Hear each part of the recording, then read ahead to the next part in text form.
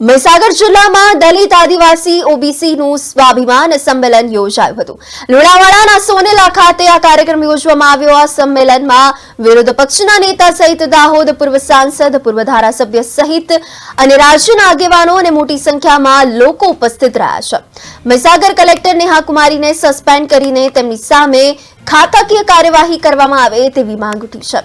બીજી તરફ આજે આદિજાતિ જન ઉત્કર્ષ મહોત્સવ અને બાબા સાહેબ આંબેડકર મહાપરિનિર્વાણ દિવસની 2 દિવસ લુણાવાડા ખાતેના ઉજવણી કરવામાં આવશે।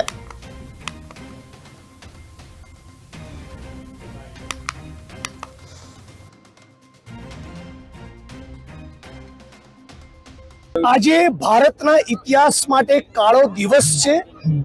આજે ગુજરાત માટે કાળો દિવસ છે। પહેલી વખત એવું જોવા મળ્યું જ્યારે ડોક્ટર ભીમરાવ બાબા સાહેબ આંબેડકરની પુણ્યતિથિ એમનો નિર્વાણ દિન હોય અને છતાં દલિત આદિવાસી ઓબીસી સમાજને કાર્યક્રમની પરમિશન ના મળે। ગુજરાતના ખૂણે ખૂણે એમડી, ડ્રગ્સ, જુગાર અને દારૂના અડ્ડાની પરમિશન મળે અને બાબા સાહેબનું સ્મરણ કરવા માટે અને પોતાના હક અધિકાર માટેની પરમિશન ના મળે એ ભાજપ સરકારનું દલિત આદિવાસી ઓબીસી વિરોધી ચરિત્ર સ્પષ્ટ કરે છે।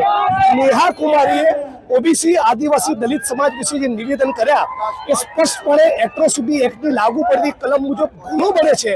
એમની ધરપકડ કરવી, એફઆઈઆર કરવી, ટ્રાન્સફર કરવી, માફી મંગાવી એ તો સરકાર નથી કરતું, ઉલટું લાજવાના બદલે ગાજી રહ્યો એમ અમારા સંમેલનની વિરુદ્ધમાં રાજ્ય સરકાર પોતે 75 લાખનો ખર્ચ કરીને સરકાર પોતે કાર્યક્રમ કરે એ કઈ હદે આ સરકાર દમનકારી છે અને દલિત આદિવાસી ઓબીસી વિરુદ્ધ છે સ્પષ્ટ થઈ ગયું છે। પણ છતાં આપ જોઈ રહ્યા છો હજારોની સંખ્યામાં ઓબીસી આદિવાસી દલિત સમાજના લોકો એકત્રિત થયા છે।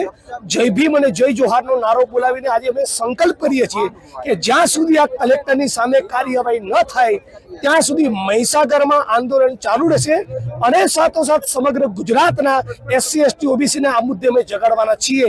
મહીસાગર કલેક્ટર નેહા કુમારીની ધરપકડ એ જ આજના દિવસની એક